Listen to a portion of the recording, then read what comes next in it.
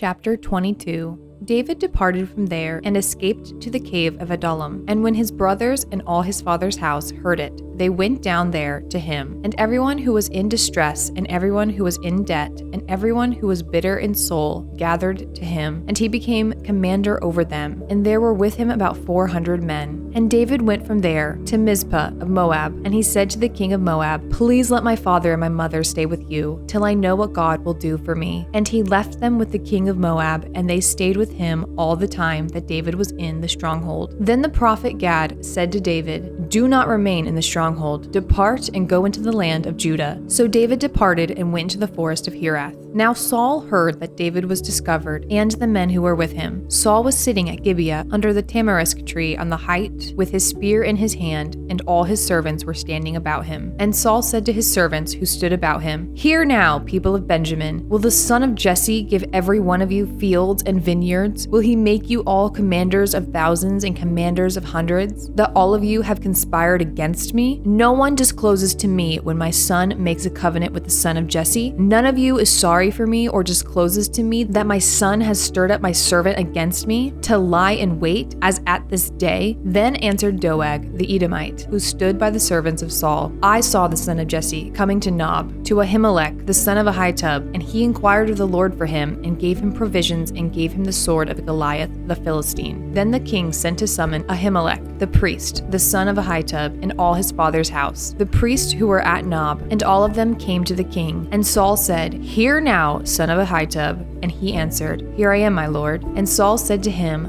"Why have you conspired against me, you and the son of Jesse, in that you have given him bread and a sword, and have inquired of God for him, so that he has risen against me to lie in wait, as at this day?" Then Ahimelech answered the king, "And who among all your servants is so faithful as David? Who is the king's son-in-law and captain over your bodyguard, and honored in your house? Is today the first time that I have inquired of God for him? No, let not the king impute anything to his servant, or to all the house of my father, for your servant has known nothing of all this, much or little." And the king said, "You shall surely die, Ahimelech, you and all your father's house." And the king said to the guard who stood about him, "Turn and kill the priest of the Lord, because their hand also is with David, and they knew that he fled and did not disclose it to me." But the servants of the king would not put out their hand to strike the priest of the Lord. Then the king said to Doeg, "You turn and strike the priest." And Doeg the Edomite turned and struck down the priest, and he killed on that day 85 persons who wore the linen ephod. And Nob, the city of the priest, he put to the sword,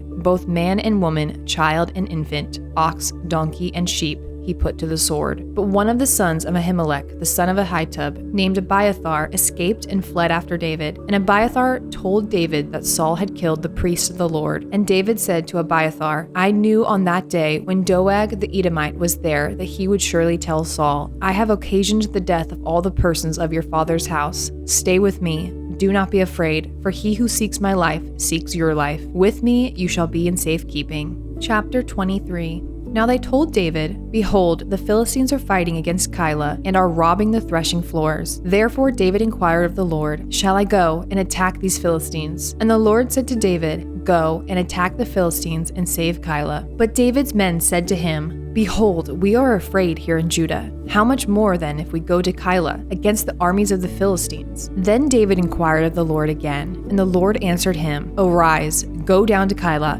for I will give the Philistines into your hand." And David and his men went to Keilah and fought with the Philistines and brought away their livestock and struck them with a great blow. So David saved the inhabitants of Keilah. When Abiathar, the son of Ahimelech, had fled to David to Keilah, he had come down with an ephod in his hand. Now it was told to Saul that David had come to Keilah. And Saul said, "God has given him into my hand, for he has shut himself in by entering a town that has gates and bars." And Saul summoned all the people to war to go down to Keilah to besiege David and his men. David knew that Saul was plotting harm against him, and he said to Abiathar, the priest, "Bring the ephod here." Then David said, "O Lord, the God of Israel, your servant has surely heard that Saul seeks to come to Keilah to destroy the city on my account. Will the men of Keilah surrender me into his hand? Will Saul come down as your servant has heard? O Lord, the God of Israel, please tell your servant." And the Lord said, "He will come down." Then David said, "Will the men of Keilah surrender me and my men into the hand of Saul?" Saul, and the Lord said, "They will surrender you." Then David and his men, who were about 600, arose and departed from Keilah, and they went wherever they could go. When Saul was told that David had escaped from Keilah, he gave up the expedition, and David remained in the strongholds in the wilderness, in the hill country of the wilderness of Ziph.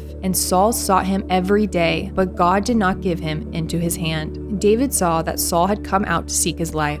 David was in the wilderness of Ziph at Horesh, and Jonathan, Saul's son, rose and went to David at Horesh and strengthened his hand in God. And he said to him, "Do not fear, for the hand of Saul my father shall not find you. You shall be king over Israel, and I shall be next to you. Saul my father also knows this." And the two of them made a covenant before the Lord. David remained at Horesh, and Jonathan went home. Then the Ziphites went up to Saul at Gibeah, saying, "Is not David hiding among us in the strongholds at Horesh on the hill of Hachilah, which is south of Jeshimon? Now come down, O king, according to all your heart's desire to come down, and our part shall be to surrender him into the king's hand." And Saul said, "May you be blessed by the Lord, for you have had compassion on me. Go, make yet more sure. Know and see the place where his foot is, and who has seen him there, for it is told me that he is very cunning. See therefore and take note of all the lurking places where he hides, and come back to me with sure information. Then I will go with you, and if he is in the land, I will search him out among all the thousands of Judah." And they arose and went to Ziph ahead of Saul. Now David and his men were in the wilderness of Maon, in the Arabah to the south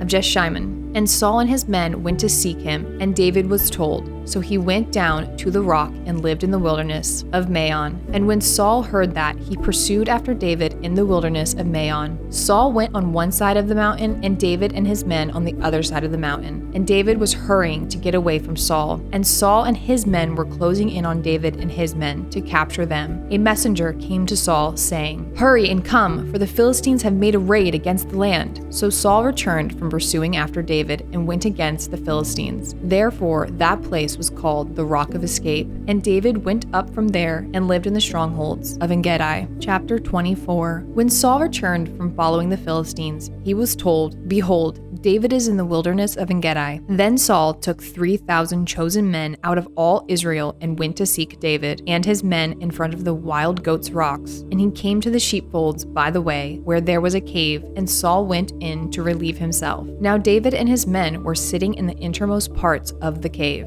And the men of David said to him, "Here is the day of which the Lord said to you, Behold, I will give your enemy into your hand, and you shall do to him as it shall seem good to you." Then David arose and stealthily cut off a corner of Saul's robe. And afterward David's heart struck him, because he had cut off a corner of Saul's robe. He said to his men, "The Lord forbid that I should do this thing to my Lord, the Lord's anointed, to put out my hand against him, seeing he is the Lord's anointed." So David persuaded his men with these words and did not permit them to attack Saul. And Saul rose up and left the cave and went on his way. Afterward, David arose and went out of the cave and called after Saul, "My lord the king." And when Saul looked behind him, David bowed with his face to the earth and paid homage. And David said to Saul, "Why do you listen to the words of men who say, Behold, David seeks your harm? Behold, this day your eyes have seen how the Lord gave you today into my hand in the cave. And some told me to kill you, but I spared you. I said, I will not put out my hand against my Lord, for he is the Lord's anointed.